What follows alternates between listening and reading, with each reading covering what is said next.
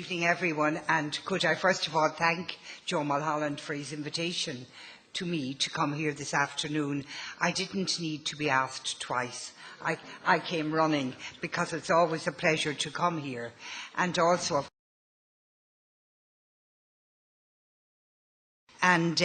we had been formed and we were in opposition. So somebody said to me earlier when I went on to county councils, if you're going to speak, speak the first day, because otherwise you might act cowardly and not come forward. And I remembered so many years ago when I had very young children and I had been elected to the county council. And the night before I went on my first day's business in Mullingar, reading a Cosmopolitan magazine, which said in it, if you're going to an important board meeting, it's still a good magazine, I think, if you are going to an important board meeting, speak up on the first day. So I trotted along to my county council, 22 men, 1 woman, me, and there was a very kindly man, was the whip of all of us in Fianna Fáil. And he said, now I have good advice for the newcomers. Don't speak for 6 months. So I had in my mind, Cosmopolitan says, speak your first day.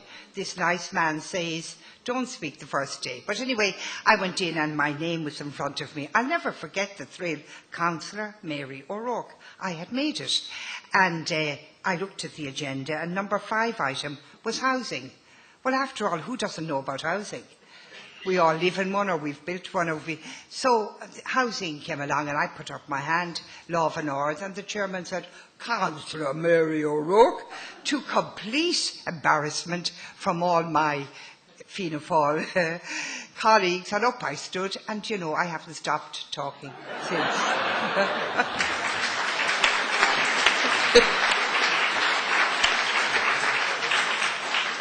That wasn't part of what I meant to talk about. It's how Elaine brought it up, so therefore I didn't have known. But I did want to talk about the Constitution from, if you like, a political point of view.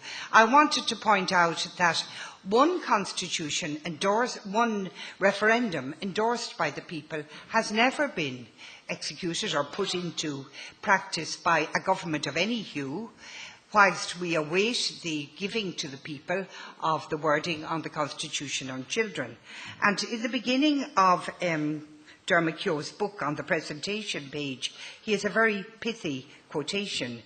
It should be borne in mind that there is nothing more difficult to arrange, more doubtful of success, and more dangerous to carry through than initiating changes in a state's constitution. And that is from Machiavelli, the Prince, 500 years ago. So if he thought to say that all of those years ago, it's a great wonder, isn't it, that since 1937 there have in fact been 21 constitutional amendments, of which 7 of the proposals to amend the Constitution have been rejected by the people. 7. So it wasn't so bad. They decided on the voting system, the formation of constituencies, the voting system again, dissolution of marriage, the right of life, the Treaty of Nice, and the protection of human life and pregnancy. In all of those, the people decided, no thank you. Out of those 21, there was one referendum in 79, which the people voted in affirmation by a very big majority, and yet the Oireachtas never implemented this referendum. Now, I was on a quiz, I'd say, hands up those who know what one it is, but I think you would all know, so I'll just go through it. Very little is spoken or written about it, and I wish we could know why. The referendum, which was entitled University Representation in the Seanad, Upper House of Parliament, 1979. The purpose of this proposal was to give Seanad votes to graduates of all third-level institutions. So what were then the 2 NIHs, Limerick and Dublin, and all of the 8 ITs, well, they're now ITs, then they were the regional colleges. All of those were to get a vote in the Seanad. The number of votes recorded in favour of this proposal was 552,000, and the total number recorded against it was 45,000. So it was all signed into law, and then That was everybody sat back, and that has never been introduced. And governments of all hues have just absolutely neglected it. I can never understand how somebody didn't take a case who was denied a vote. The people had voted. So we have a great affinity and a great love of our constitution, and yet in all of the years since 1937 there was one referendum affirmed very strongly. Yes, I know the total outcome was small, that's beside the matter. The majority was huge in favour of it, and yet it was never, and there have been, in case you think, oh, it's all those Fianna Fáil types, they wouldn't bring it in. Not at all. There were two other governments of the other hue. They were also in power during that period, and they did nothing about it. So it's quite extraordinary that there hasn't been an advance. I cannot understand it, and I think it's up to some of us to start to do something about it. So I just put that out for reflection, because it is quite a stunner to get in your face, so to speak, that the people's will was disregarded. A will affirmed very strongly. And I think that you know, if we are to look at faults in the Constitution, there must not have been a mechanism within it, and perhaps when the next speaker would come along, he would tell us if there was, if there is a lacuna caused by the non-putting into effect of the will of the people. So now we look at the committee of which I had the honour to chair, and it was a very fine one, and I loved it. I never thought, I was so lucky to get my seat back. I really must share that with all of you. I lost my seat in the 2002 general election, and everyone said, oh, well, that's the end of her anyway. No, I don't mean maliciously, I don't, except those of my own constituency, of course. But they said, everyone said, oh, can't you put your feet up, dear? Now, I don't know what putting your feet up, dear, means, because I want to put my feet down, and then I want to get moving and walking and talking.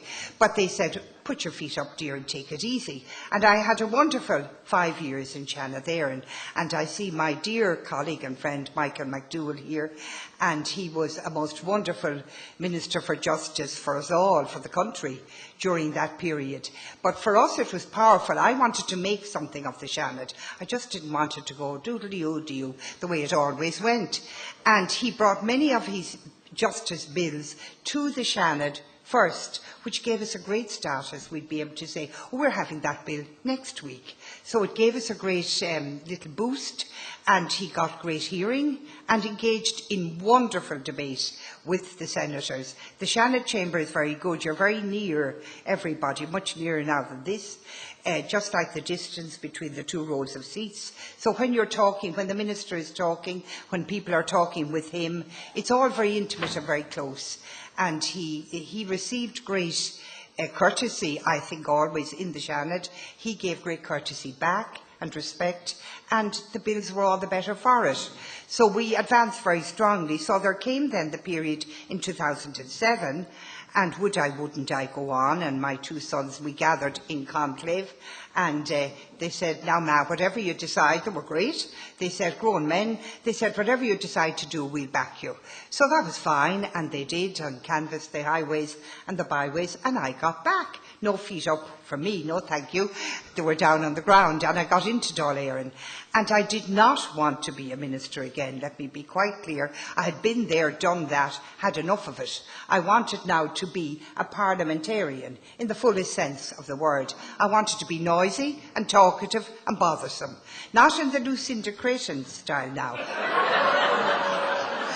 Now, you could never hope to match that. You could never hope to match that. But I did want to do something definite and quite powerful. And Bertie Ahern, then Taoiseach, asked if I would take over the chair of a committee to be called the Joint Committee on the Constitutional Amendment on Children. What a mouthful. But anyway, call for this had gone back a long time, back to 93, when Judge Catherine McGuinness, who chaired the Kilkenny incest inquiry, said at that time a constitutional amendment to protect the rights of children would change the atmosphere in which childcare cases would be approached, as it would create an atmosphere of putting the child's rights first, rather than considering the parents' rights and the family rights first. So that various committees over the years debated and endorsed, and then when Brian Lenihan, as Minister for Children, brought forward in February 2007 the bill on it, Bertie Ahern said, "It appears increasingly clear that the inadequate recognition in our constitutional law of the rights of children as individuals has to be addressed. That is an essential first step in creating a new culture of respect for the rights of the child." And this overarching principle was at the heart of the work of the committee. Now, we were mandated to bring in a consensus report. We were not mandated to bring in a minority report and a majority report, or on the one hand or on the other hand. I was mandated as chair, and each member on it, to bring forward a consensus report. And it is quite remarkable. And even after all of the years I had been in politics, I never ceased to be enthused by the enthusiasm of that committee. And there were some really big beasts on it, people like Alan Shatter and Brendan Howlin and Alex White. You try dealing with all of them on a consensus basis all day, every day. It was very difficult, but very, very, very worthwhile. And we were determined that we would bring about wording which we would all agree upon. And so we had very good, very fine legal advice. I heard the previous speaker talking about one of the cases which I think Mary O'Toole had been the prime mover in, and which we had studied. We sat for well over 18 months, and we brought forward three reports. The first one was that we were going to get the wording for the amendment, and that we based that on we looked at it, the UN Committee on the Rights of the Child, Non-Discrimination and Enjoyment of Convention Rights, that the best interests of children are a primary consideration in all actions concerning children, the right of the child to life, survival and development, and the right of the child to be heard in all matters concerning him or her. So we recommended that a new Article 42, titled Children, be inserted in the Constitution to replace the current Article 42. And this new article contains an express acknowledgement of the rights of children as individuals, including the right to have their welfare regarded as a primary consideration, whilst also expressly recognising that the primary and natural carers, educators and protectors of the welfare of a child are the child's parents. We do know too from case law that there are still some differences in the treatment of children based on the marital status of their parents. The amendment proposed by our committee addresses this by providing constitutional recognition of the principles of non-discrimination and equality between children, irrespective of the marital status of their parents. We also decided in our wording that the child's voice is heard in any judicial and administrative proceedings affecting the child, having regard to their age and maturity. And so we go on then to recommend that where parents fail in their responsibilities, the state will either supply or supplement in a manner that is proportionate. It is not at all intended that the role of parents would be lessened or diminished in any way. The continued existence of Article 41, that is the famous one concerning the family, will provide this assurance. Now, you know, we spent an afternoon in which we flirted very dangerously. Would we do something with Article 41? We really did, and we very quickly abandoned it. Could you imagine going out to the people in Ireland with doing anything with that? So that is left as it is, and the intervention would be proportionate with a preference at all times for the preservation of the family. Also, we went on that the amendment would allow for the adoption of any child from a marital or a non-marital family, where the parents have failed in their responsibility for such a period of time as would be prescribed by law, and where the best interests of the child required it. Now that's very important. There are many, many children throughout the country in foster care, but they cannot be placed for adoption because of our current constitutional framework. And under this amendment which we have proposed, these children would be eligible for adoption. And we also brought in the bill, the National Vetting Bureau, a Bureau bill, which Barry Andrews is now bringing into law for the autumn term, allowing of the Gardaí to exchange soft information, therefore allowing for, we hope, that there would never be a case such as that case in England where the 2 children were waylaid to their death. And so we have done all of that. We fulfilled our mandate. I was told, set up the committee, there's your membership, bring a consensus report. We did that.